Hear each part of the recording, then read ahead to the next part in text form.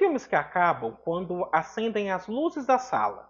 Você sai, comenta meia dúzia de cenas, dá uma nota mental e segue a vida. Mas existem outros que fazem uma coisa curiosa.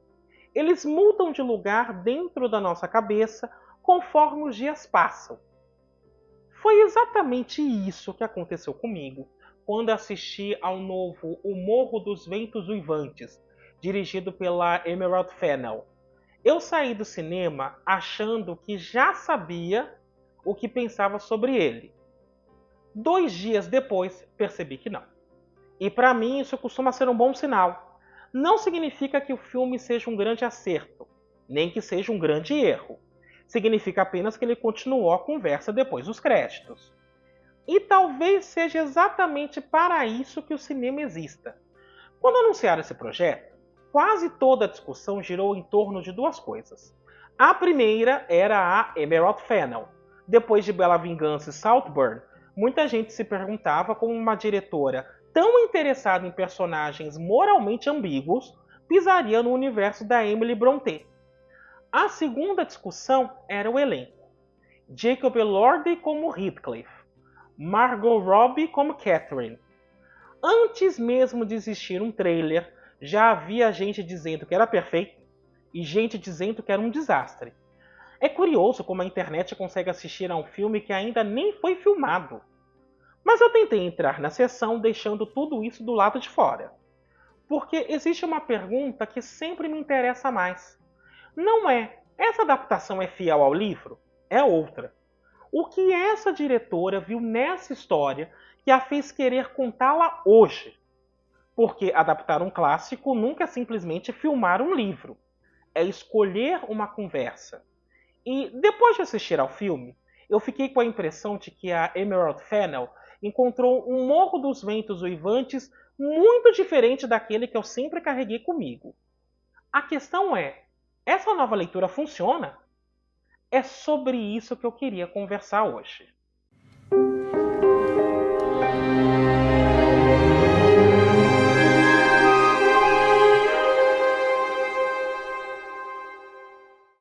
Antes de falar do que funcionou ou não para mim, eu acho que vale a pena tentar entender qual é o filme que a Emerald Fennell queria fazer, porque isso muda completamente a conversa. A primeira coisa que me chamou a atenção foi que ela não parece interessada em transformar O Morro dos Ventos Uivantes numa peça de época. Sabe aqueles filmes em que tudo parece preocupado em reconstruir uma época com precisão quase museológica? Aqui eu tive outra impressão. A época importa, claro, mas ela parece existir muito mais para construir uma atmosfera do que para servir de reconstituição histórica. O vento, a névoa, a lama, os campos, a casa, tudo parece menos preocupado em dizer é assim que era a Inglaterra do século XIX e mais interessado em colocar aqueles personagens num lugar que parece emocionalmente hostil. É como se a paisagem estivesse sempre lembrando que ninguém ali vai encontrar paz. E isso conversa muito com o cinema que a Emerald Fennell costuma fazer. Em Bela Vingança, ela usava cores vibrantes para esconder uma história profundamente amarga. Em Saltburn, transformava uma mansão quase num personagem. Aqui ela faz algo parecido. Os cenários não são apenas bonitos, eles ajudam a contar quem aquelas pessoas são. E acho que é aí que entra uma decisão muito inteligente da equipe técnica. A fotografia evita transformar a paisagem num simples cartão postal. Ela encontra beleza, mas nunca conforto. Existe um certo peso no ar durante quase todo o filme. A direção de arte segue esse mesmo caminho. As roupas, os ambientes, os objetos, tudo parece vívido. Nada chama a atenção porque quer ser bonito. Chama a atenção porque ajuda a construir aquele universo.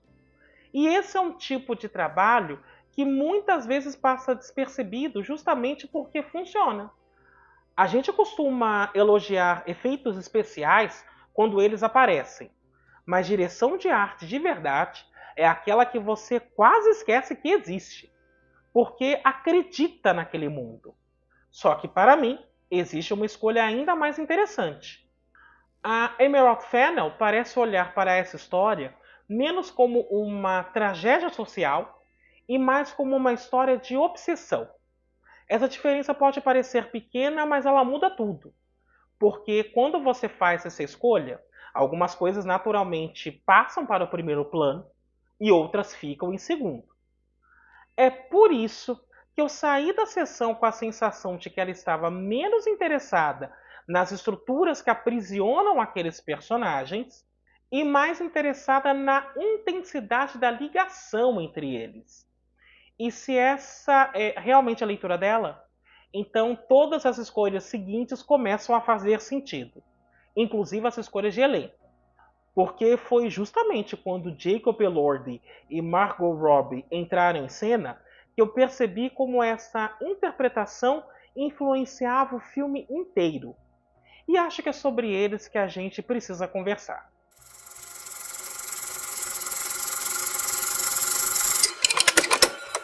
Eu acho curioso como toda vez que um filme divide opiniões, a primeira reação costuma ser procurar um culpado. E nesse caso, o alvo foi o elenco. Antes mesmo da estreia, muita gente já tinha decretado que Jacob Elordi jamais poderia ser Heathcliff. Depois do lançamento, essa discussão continuou. Mas, sinceramente, eu acho que ela simplifica demais a questão. Porque existe uma diferença enorme entre um ator mal escalado e um personagem pensado de outra maneira. O Jacob Elordi é um ator que ocupa muito espaço. Ele é alto, bonito, tem uma presença física quase imediata. Em muitos filmes, isso funciona a favor dele. Mas Heathcliff sempre me pareceu um personagem cuja presença nasce justamente do contrário. Ele entra em qualquer ambiente carregando a sensação de que não pertence àquele lugar. As pessoas olham para ele antes mesmo de ele dizer uma palavra. Não por admiração, mas por rejeição. Essa condição de estrangeiro, de alguém permanentemente deslocado, é parte da identidade do personagem. E eu nunca senti esse desconforto da mesma forma aqui. Não porque o Jacob Elordi não saiba interpretar. Em vários momentos, ele consegue transmitir a raiva contida, o ressentimento, o silêncio quase ameaçador que fazem parte do Heathcliff. O problema é que a imagem que ele projeta na tela acaba competindo com essa ideia de exclusão. É difícil enxergar um homem tão naturalmente magnético como alguém que o mundo inteiro insiste em rejeitar. E isso altera a dinâmica da história, porque o ressentimento deixa de parecer inevitável e passa a parecer uma escolha. Agora, curiosamente, eu acho que isso conversa com a leitura da Emerald Fennell. Talvez ela nunca tenha querido fazer do Heathcliff um homem definido pela exclusão. Talvez ela estivesse mais interessada na força da ligação entre ele e Catherine. E se for esse o caso, o Jacob Elordi faz bastante sentido. A mesma coisa acontece com a Margot Robbie. Ela é uma atriz extremamente precisa. Ela consegue mudar completamente uma cena apenas alterando o olhar ou o ritmo de uma fala. Isso continua acontecendo aqui. Mas a Catherine que ela constrói me parece muito mais consciente das próprias escolhas. No livro, eu sempre tive a impressão de que a Catherine era uma personagem profundamente contraditória. Às vezes, ela nem parece entender a si mesma. Ela ama, ela manipula, ela sofre, ela destrói. Tudo quase ao mesmo tempo. Aqui existe uma elegância emocional que suaviza essas contradições. Ela continua sendo uma personagem complexa, mas me parece menos imprevisível. E talvez seja justamente essa elegância que faz a relação entre os dois parecer mais romântica do que perturbadora. Quem me surpreendeu, na verdade, foi a Hong Chau. É um papel menor, muito menor, mas ela consegue fazer uma coisa difícil. Enquanto os protagonistas vivem emoções enormes, quase operísticas, a Nelly Dean dela parece existir num registro completamente humano. Ela observa, ela escuta, ela reage. É quase como se lembrasse ao espectador que existem pessoas comuns tentando sobreviver ao caos criado por aqueles dois. E isso dá um equilíbrio muito bonito ao filme. No fim das contas, eu saí da sessão pensando que as atuações dizem menos sobre o talento dos atores e mais sobre as escolhas da diretora, porque interpretação nunca acontece no vazio. Ela nasce do encontro entre o ator e o olhar de quem está dirigindo.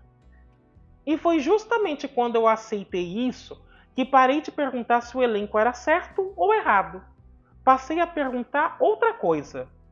Que tipo de Heathcliff e de Catherine a Emerald Fennell queria colocar diante da câmera? E essa resposta explica muito mais sobre o filme do que qualquer discussão de elenco nas redes sociais.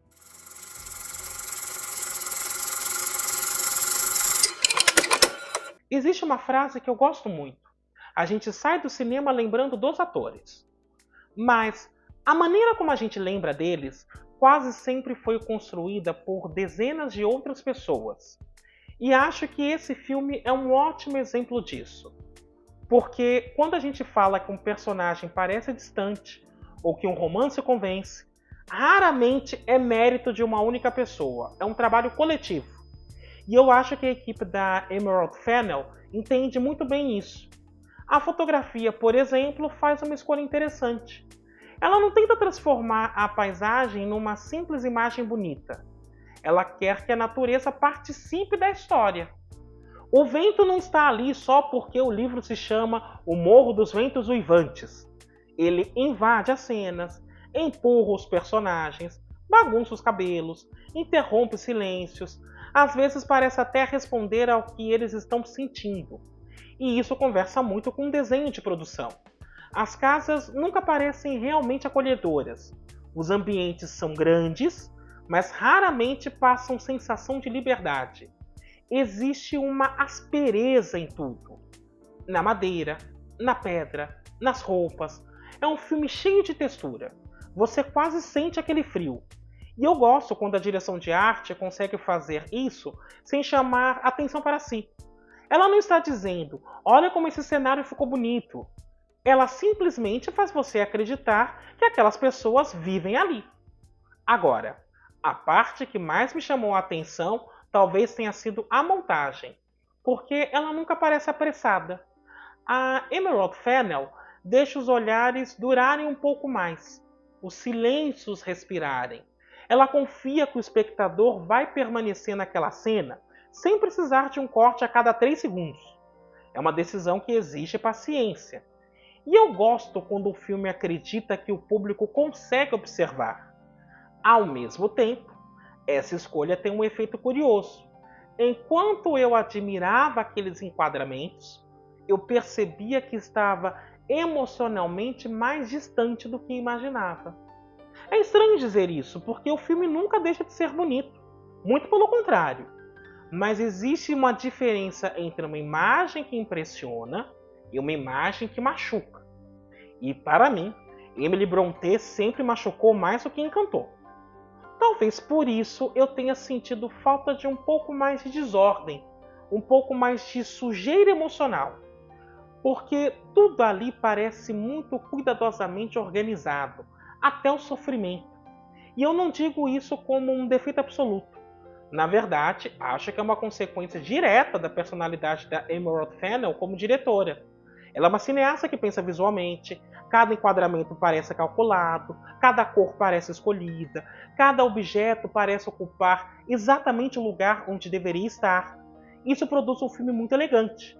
Só que, no meu caso, essa elegância acabou criando uma pequena distância. Eu admirava o que via, mas raramente esquecia que estava vendo um filme. E talvez seja justamente aí que mora a diferença entre admirar uma obra e ser completamente engolido por ela. Porque existem filmes que você observa, e existem filmes que observam você de volta. Para mim, O Morro dos Ventos Uivantes ficou exatamente nesse meio do caminho. E isso não diminui o trabalho da equipe técnica, pelo contrário. Acho que é justamente porque esse trabalho é tão cuidadoso que fica interessante perceber como escolhas de fotografia, direção de arte, figurino, montagem e som podem mudar completamente a forma como uma história chega ao espectador. No fim, a técnica nunca é só técnica. Ela é uma maneira de fazer a gente sentir. E nesse filme, eu saí do cinema com a sensação de que senti exatamente o que a Emerald Fennell queria que eu sentisse. A questão é, eu não tenho certeza de que era o que eu procurava encontrar nessa história.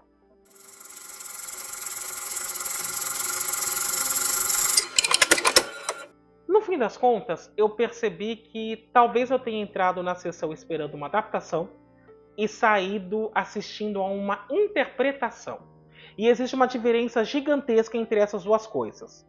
Quando a gente fala em adaptação, parece que existe um compromisso de transportar uma obra de um meio para outro. Mas cinema nunca funcionou assim. Todo diretor é, antes de tudo, um leitor. E todo filme é uma resposta ao livro que veio antes dele. A Emerald Fennell responde a Emily Brontë de um jeito muito próprio. Ela enxergou beleza onde eu costumava enxergar violência. Enxergou desejo onde eu lembrava principalmente da obsessão. Enxergou duas pessoas profundamente conectadas, enquanto eu sempre vi duas pessoas profundamente incapazes de romper o ciclo de sofrimento que elas mesmas alimentavam. Eu não acho que ela tenha traído o romance. Também não acho que tenha encontrado a leitura definitiva dele. Na verdade, acho que essa é justamente a graça dos clássicos. Eles sobrevivem porque nunca pertencem completamente a ninguém. Cada geração encontra uma história diferente. Cada diretor faz perguntas diferentes. Cada espectador leva consigo um filme diferente para casa. E talvez seja exatamente por isso que eu tenha gostado da experiência, mesmo sem concordar com todas as escolhas. Porque existe uma diferença entre um filme que não funciona e um filme que faz escolhas das quais você discorda. O primeiro costuma desaparecer da memória. O segundo continua provocando conversa. E, sinceramente, eu prefiro esse segundo tipo. Hoje, quando tantos filmes parecem montados para agradar todo mundo, encontrar uma obra que assume um ponto de vista já me parece um mérito. Você pode discordar dele, mas ele existe. E isso é muito mais interessante do que 2 horas de neutralidade. Se você nunca leu O Morro dos Ventos Uivantes, talvez esta seja uma boa porta de entrada. Não porque ela substitua o livro, ela não substitui, mas porque pode despertar a curiosidade de descobrir como Emily Brontë contava essa mesma história. Se você conhece o romance, talvez a experiência seja outra. Talvez você passe boa parte da sessão comparando as duas obras. Eu passei. E acho que isso é inevitável. Mas se conseguir deixar de lado por alguns instantes a pergunta é fiel ou não, talvez apareça uma questão muito mais interessante. Por que a Emerald Fennell leu esse livro dessa maneira? Foi essa pergunta que ficou comigo quando os créditos terminaram. E talvez seja ela que faça esse filme continuar existindo dentro da minha cabeça alguns dias depois da sessão. Porque, no fim, os filmes de que eu mais gosto nem sempre são aqueles com os quais eu concordo. São aqueles que me obrigam a continuar pensando neles quando a tela já ficou escura. E talvez esse seja o maior elogio que eu consiga fazer a qualquer obra. Ela terminou, mas a conversa não. E você? Quando um clássico volta ao cinema, o que você procura? Reencontrar a história que você já conhece? Ou descobrir uma nova maneira de olhar para ela? Pensa nisso. Eu sou o Fábio e este foi o comentário pós-créditos. Até o próximo episódio. Um abração!